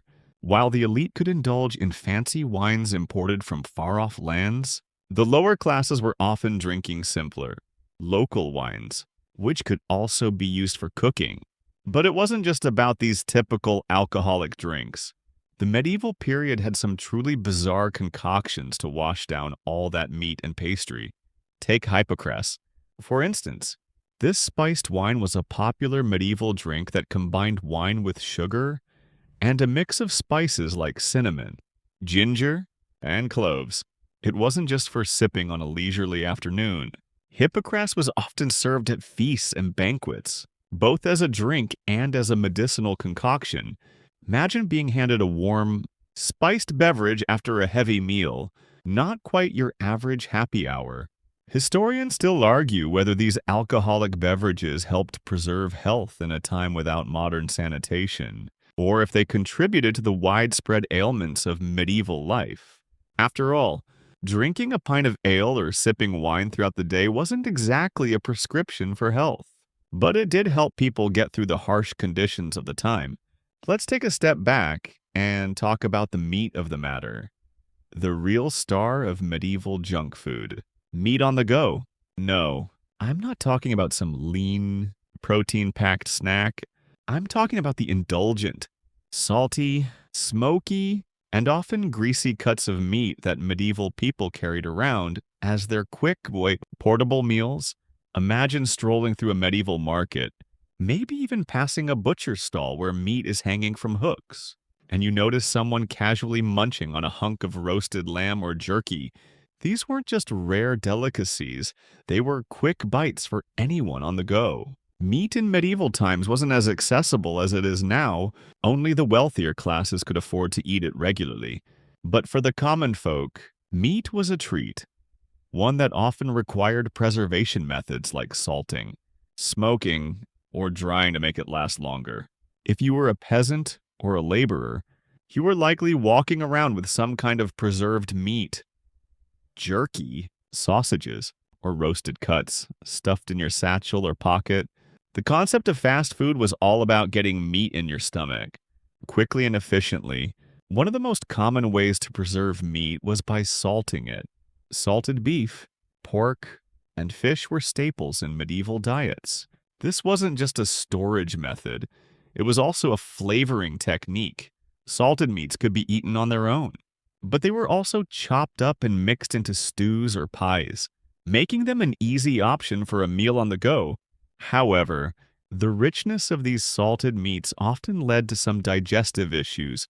Historians still argue whether the medieval people knew about the health risks of excessive salt consumption, or if they simply didn't have the luxury of worrying about such things. Then, of course, there were the more decadent forms of meat consumption. Roast meats were often cooked in large quantities, especially during feasts, and leftovers would be carried around as snacks. You might find a chunk of roasted lamb or beef that could be eaten in between tasks, giving you the energy you needed to keep working or fighting. The portability of meat was key, just as our modern protein bars are now the go-to energy snack. These roasted meats served as a hefty, filling, and energy-boosting choice. Historians debate whether this reliance on preserved meats for sustenance was a factor in the many illnesses of the time, especially considering how overconsumption of such rich foods could lead to digestive problems. On the other hand, it was a quick and effective way to keep people energized for the hard work or battles that medieval life required. As we continue our exploration of medieval junk food, let's take a moment to look at something that might surprise you. Medieval candy. Hold on a second. Did I just say candy in the Middle Ages? Yep, you heard that right. While we often think of candy as a modern invention, the medieval world had its own versions of sweets, albeit with a lot fewer sugar options than we're used to today. Sugar, when it was available, was a precious commodity, and medieval candy was not what you'd expect. But that didn't stop people from satisfying their cravings for something sweet. The main ingredient for medieval candy wasn't candy bars or lollipops. It was honey. Sweet treats were made with honey, fruits, nuts, and spices, and they were as much a luxury as they were a treat. The rich might enjoy candied fruits like cherries or oranges, but for the average medieval person, sugar was a rare indulgence. Still, they managed to create sweet things with whatever they had. Take, for example, honey cakes. These cakes, made with honey, oats, and sometimes dried fruits, were common sweets. You could imagine walking through a market and stopping to grab one of these honey cakes, soft and crumbly, with a rich sweetness that came from nature itself. The art of making sweets didn't stop at cakes. Medieval candy also included sugared almonds, dried fruits, and marzipan-like creations. Some of these confections were even used as medicinal remedies. Honey, for instance, was often mixed with spices and sold as a soothing remedy for sore throats or colds. But in many ways, these sweets were still very much treats. A reminder that people in the Middle Ages had their own form of indulgence. Even if it wasn't as sweet as the sugar-loaded desserts we devour today, historians still argue about the role of these sweets in medieval life. Were they more of a health remedy than a true candy? Did they serve to boost morale during hard times? Or were they just another way to indulge the rich? It's hard to say, but one thing is clear. Just like us, medieval people found comfort in a sweet bite, even if it came from fruits and nuts, rather than the sugar cane we're so familiar with today. Next up on our medieval junk food tour, we're going to talk about something that may not immediately come to mind when you think of junk food in the medieval world. Cheese. Yes, you heard that right. Cheese. You might be thinking of fancy cheeses served at modern wine tastings, but medieval cheese was a whole different story. For starters, it was much more accessible and, honestly, a bit more of a junk food than we realize today. Cheese wasn't just a meal component, it was the go-to snack. The quick bite, the thing you'd munch on as you went about your day. Back then, cheese wasn't neatly wrapped in plastic or served on a fine wooden board. It was more of a rough and ready affair, often sold in large wheels or wedges, sometimes even carried around in people's pockets as they worked. If you were lucky enough to have access to dairy, cheese was your everyday snag. Whether you were a noble or a peasant, it was portable, filling, and easy to store, and it was incredibly versatile. You could eat it fresh or aged, and it went great with the common bread or pies of the time. You might even see people enjoying it to the streets of medieval towns, pairing it with their favorite bread, or sneaking a bite with a cup of ale. Cheese was rich in fat, protein, and calories, making it a great snack for those who needed an energy boost for their daily labor. There was even a class of cheese called rennet cheese, which was made using stomach enzymes from animals. Sounds pretty medieval, right? But this cheese was a staple for many. Thanks to its ease of making and long shelf life, you could eat it as is, or melt it into sauces or stews. Cheese was a junk food that could be enjoyed in so many forms. Historians still argue about the health benefits or risks of cheese consumption in medieval times. While it provided much-needed sustenance, its high-fat content and lack of refrigeration could have led to foodborne illnesses. Some believe cheese was a critical part of the medieval diet, while others suggest it was overconsumed by those who relied on dairy products as a cheap and easy source of calories. Whatever the case, it's clear that cheese wasn't just a meal, it was a quick, filling snack in its own right. Now, let's move on to something that really defines the concept of street food in the medieval era. Vendors. Picture the bustling streets of a medieval town, filled with market stalls and vendors shouting about their wares. These were the medieval versions of fast food stands, where you could grab a quick bite on the go, but it wasn't as simple as a hot dog or burger in a bun. No, the food offered was just as diverse as the people who walked through the streets. Whether you were a wealthy merchant or a poor peasant, there was always something to snack on as you made your way through the busy streets. You might encounter bread vendors selling hearty loaves, pies filled with meats or vegetables, and of course, skewers of roasted meat, hot off the fire. These vendors were not just selling food, they were providing a service for the ever-hungry populace who needed quick meals that didn't require a long sit-down. And street food was often cheap, easy to carry, and designed to be consumed while walking or working. No dining rooms or fine china, just a quick bite from a stall or cart while you moved through your day. One of the most iconic medieval street foods was the pasty. This was a pie-like food, stuffed with meat, vegetables, or even fruits. The best part, you didn't have to worry about utensils. These pasties were a perfect grab-and-go meal, easy to eat without making a mess, and they weren't just for the lower classes. Nobles enjoyed their own versions, filled with more luxurious ingredients like venison or game birds.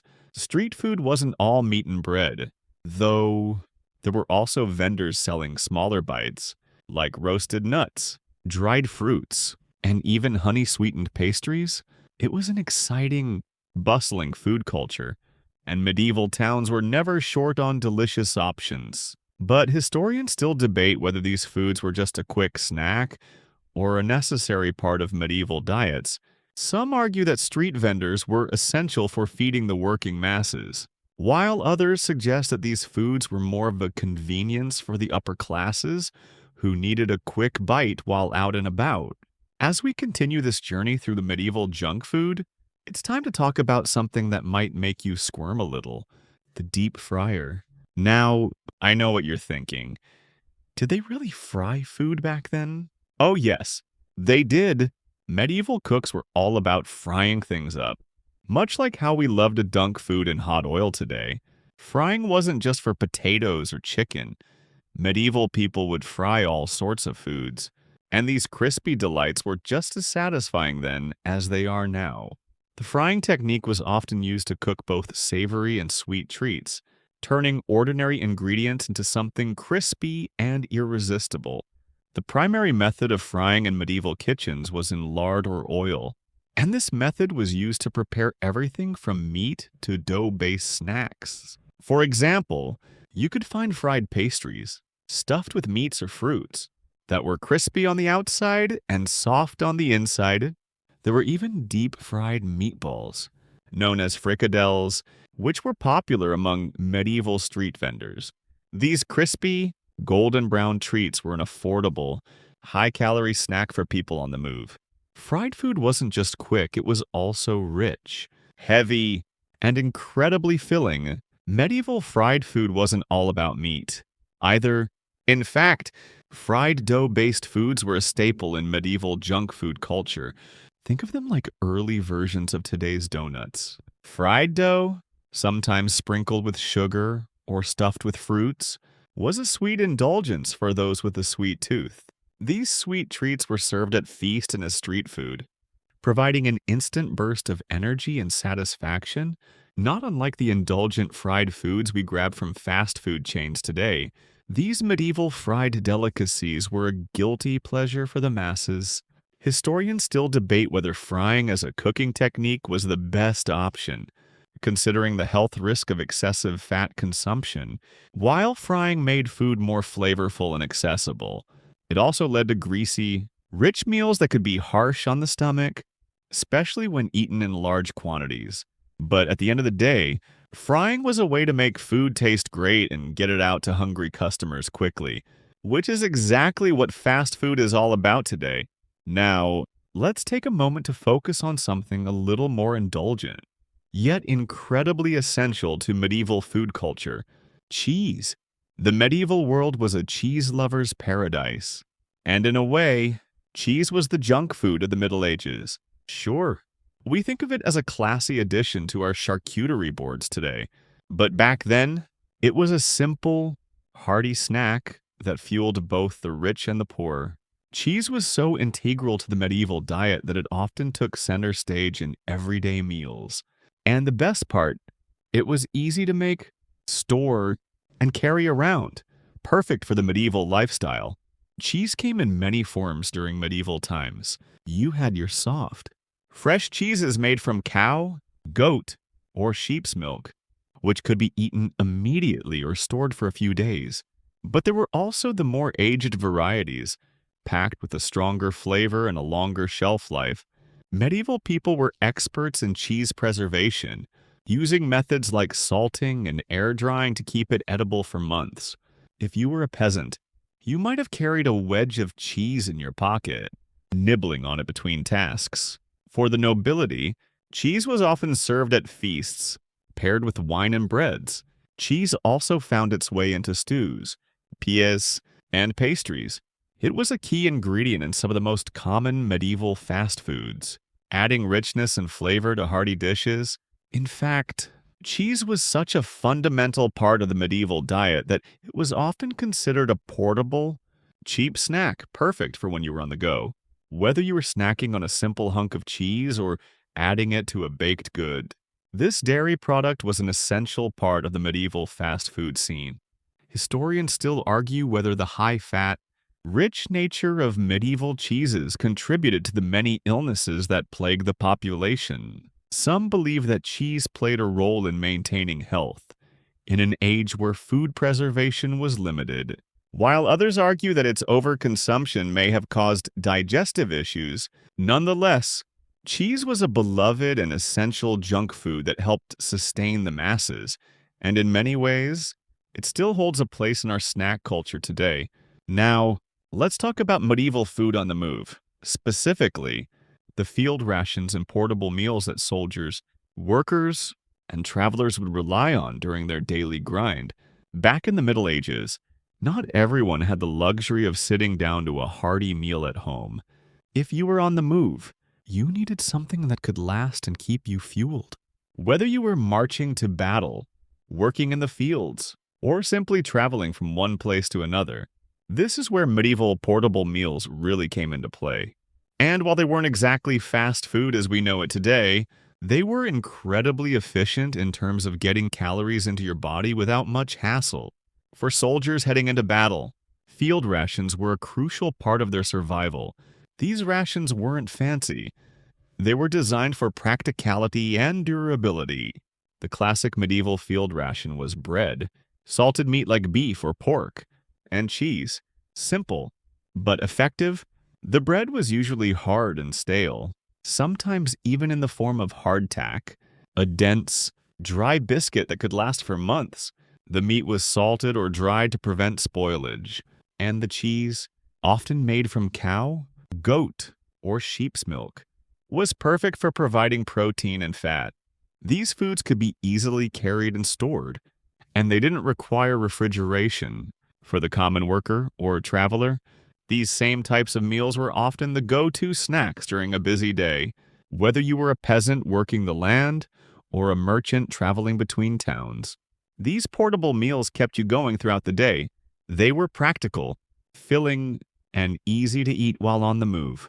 You could grab a hunk of bread, a piece of cheese, and some dried meat, and you were set for hours of work. It wasn't gourmet, but it was quick, hearty, and effective. Historians still debate whether these rations were as effective as we think. While they provided enough calories to keep people moving, the lack of variety in these meals may have contributed to some of the health issues of the times, like scurvy, which was caused by a lack of vitamin C. Nonetheless, field rations were an essential part of medieval life, proving that the need for quick, portable food is something humans have always needed, even long before the invention of fast food chains. As we get deeper into the realm of medieval fast food, let's take a look at something unexpected.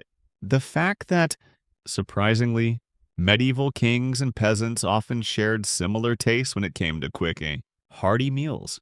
Yes, you read that right. While you'd expect the noble classes to have their own luxurious spreads, there were surprisingly common elements between the food eaten by the wealthy and the lower classes. Medieval junk food, if you can call it that, was enjoyed by all social strata, though naturally, the ingredients and preparation methods might have differed depending on one's social standing. For the wealthier folks, feasts were full of extravagant and flavorful dishes. Pies filled with meats like venison or even peacock, rich stews, roasted birds, and countless pastries. However, even royalty had their junk food moments, often snacking on pies, pastries, and cheese between the grand courses. Street vendors, who were common in medieval towns, didn't just cater to peasants. Noblemen and women also enjoyed a good snack from time to time. After all, who could resist the allure of a freshly baked, flaky pastry stuffed with seasoned meats, or perhaps a hunk of cheese paired with a goblet of wine? The higher classes might have added a dash of exotic spices or fine herbs, but at the heart of it, the food was not so different from what the common folk were eating. The lower classes had a simpler version of the same street food, but it was just as vital. Peasants and workers would grab whatever they could and go.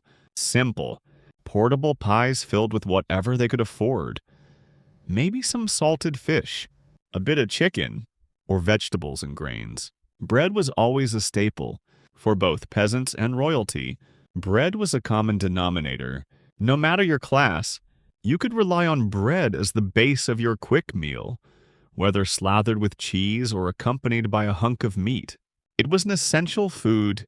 Historians still argue about whether medieval food really crossed class boundaries in the way that modern fast food does today. Was there true medieval junk food? Or were these common meals more about practicality than indulgence? And to what extent did the working class indulge in the same treats as the nobility? Despite the differences in quality and cost, it's clear that both classes found quick, filling meals to be essential for getting through the day. Let's continue our medieval junk food journey by diving into one of the most iconic and practical quick meals of the time, or pies and pasties. These handheld marvels were the epitome of convenience food in the Middle Ages. Portable, filling, and perfect for people on the move. Imagine strolling down a cobblestone street in a busy medieval town, the air filled with the savory aroma of freshly baked pastries. You might stop by a vendor selling meat-filled pies, grab one in your hand, and continue on your way, all while the warm, flaky crust and rich, hearty filling satisfy your hunger. Sounds like something straight out of a medieval food court, doesn't it? Pies and pasties were the medieval fast food equivalent of today's sandwiches or wraps. Quick, easy, and designed to be eaten while standing or walking. They were made with a variety of fillings, often featuring meats like beef, pork, and game birds, along with vegetables, fruits, or even combinations of both. The crusts were thick, sturdy, and designed to hold the filling inside, making them perfect for people who didn't have time for a sit-down meal. The richness of the fillings, combined with the buttery, golden crust, created a satisfying, calorie-packed meal that could last for hours. In fact, medieval pasties were so practical that they became popular with soldiers and travelers who needed something easy to carry and eat. The pie crust acted as a sort of container for the filling, which made these pastries portable and shelf-stable. Some pies were even made with a double crust, one on the bottom and one on top, ensuring that the filling stayed secure during transport. These double crust pies were especially popular during feasts and banquets, where a variety of meats would be encased in dough, ready to be sliced and devoured. Historians still debate the origins of pies and pasties. Were they a luxury food, made for the upper classes and refined kitchens? Or were they true peasant food, designed to stretch small amounts of meat and fill bellies with the least amount of effort? The truth is probably somewhere in between. These versatile pastries could be adapted to suit any budget, making them a go-to meal for anyone, no matter their social standing. Let's switch gears a bit and explore one of the more surprising junk foods of the medieval period.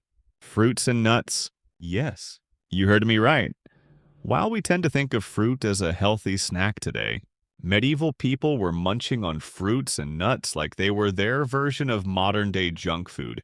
And you might be wondering, how can fruit be junk food? Well, it's all about how it was consumed and the surprising decadence that could be involved.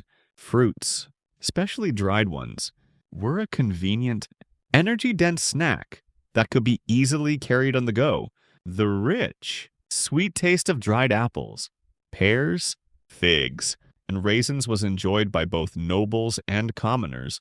In a time when sugar was a rarity, dried fruits offered a naturally sweet treat, and they were often mixed with nuts, which provided a crunchy texture and healthy fats. Almonds, walnuts, and hazelnuts were common in the medieval diet, and both nuts and dried fruits were used in pastries, pies, and breads. The appeal of these natural treats wasn't just for their flavor. They were also incredibly easy to carry around. If you were traveling or working in the fields, you could toss a handful of nuts and dried fruits into your pouch and have a snack that would give you a burst of energy throughout the day. But it wasn't always about practicality. These fruits and nuts were also used in more elaborate ways. Wealthy medieval feasts often included dishes featuring fruits and nuts, such as spiced fruit compotes or roasted nuts coated with honey. For the upper classes, fruits like oranges and pomegranates were rare but highly sought after and often seen as symbols of wealth. Historians still argue about the role of fruit and nuts in the medieval diet. Were they simply an affordable snack for the lower classes? Or were they luxury foods for the rich? Some suggest that fruits and nuts were part of a more natural junk food culture, where people indulged in the sweetness of nature's offerings without the refined sugar we rely on today. But what we do know is that fruits and nuts were an essential part of the medieval food scene, providing both quick snacks and luxurious treats. Let's slow down a bit now and take a step back to think about something fascinating. The debate over whether medieval junk food was actually healthier than the fast food we know today. You might be thinking, wait, how could medieval food possibly be healthier? After all, it was rich in meats, cheeses, and fried dishes. And yet there's this interesting, ongoing scholarly debate about how medieval diets compare to the modern-day food we consume. Could it be that these foods, often high in fat, sugar, and salt, were actually somewhat better for you, given the context of their time? Or was medieval food just another form of indulgence that led to the same health problems we see with fast food today? Historians still argue whether the medieval diet had fewer health risks than modern junk food. On one hand, foods were largely natural, with many ingredients coming directly from the earth or local farms. Unlike today, when heavily processed foods are the norm, medieval meals were typically made from whole grains, meats, dairy, fruits, and vegetables, even the sweets people indulged in. Honey cakes, spiced fruits, and nut-based snacks were made without the refined sugars and preservatives that now dominate the modern diet. Many of the fats used in cooking were derived from animals or plants, and while these fats were high in calories, they were at least free of chemical additives. On the other hand, there were still significant health risks involved. Salted and preserved meats, for example, were a major part of the medieval diet, and excessive salt consumption could have contributed to various health problems, like hypertension or kidney disease, which we still see with our modern diets. And then there was the issue of foodborne illness. Without refrigeration or proper sanitation, medieval food was often a breeding ground for bacteria, and food poisoning was a common problem. Some modern food critics argue that medieval food, while perhaps less processed, was still full of junk because of its heavy reliance on fats and salts. Others believe that medieval diets, especially those of the peasantry, were actually more nutritious than many fast foods today, given their emphasis on local, seasonal ingredients. The truth is likely somewhere in between. While medieval people may not have had the luxury of processed foods, their diets were by no means free from health concerns. And so, as we come to the end of our medieval junk food journey, we find ourselves in a world that, in many ways, mirrors our own when it comes to quick, indulgent snacks. Sure, they didn't have drive-through burger joints or packaged chips, but medieval people were just as inventive when it came to quick, satisfying food. From the sweet honey cakes of the lower classes to the roasted meats and lavish pastries enjoyed by nobles, the medieval era was full of food designed for both convenience and indulgence. And like today, people ate to keep going, whether it was to fuel their long hours of labor, to survive the harsh conditions of battle, or simply to satisfy a hunger that couldn't wait. The medieval period had a fascinating mix of what we might call junk food. These foods weren't just about instant gratification. They were about getting the energy needed to survive tough, grueling days, whether it was a simple hunk of bread and cheese, a deep-fried pastry, or a pie stuffed with whatever meats were available. Medieval junk food was functional, flavorful, and often satisfying in ways we can still relate to. It's easy to forget that the need for quick, energizing meals transcends time. As we wrap up this look into medieval eating habits, we start to realize that there's more connection between past and present than we thought. The simple, satisfying snacks people enjoyed back then, whether they were street food vendors or soldiers on the move, set the foundation for the fast food culture we know today. Medieval people might have lacked modern refrigerators or preservatives, but they made do with what they had, and in the end, their junk food was no less creative or indulgent than the snacks we devour now. Now, as we close this journey, I want you to think about the strange, rich history behind the foods we often take for granted today. The next time you grab a quick snack, Whether it's a donut, a bag of chips, or even a piece of fruit, remember that the people of the Middle Ages were doing the same thing, finding ways to satisfy their hunger, in whatever form it took. After all, it's not just about the food. It's about the experience of indulging in something simple and enjoyable. So, as you drift off to sleep tonight, think of the medieval market stalls, the warm pastries in your hand, and the people of the past, just like you, looking for a quick bite. Let the images of the past and the present blend together in your mind. And remember, no matter the century, we've always shared one thing in common: our need for a little indulgence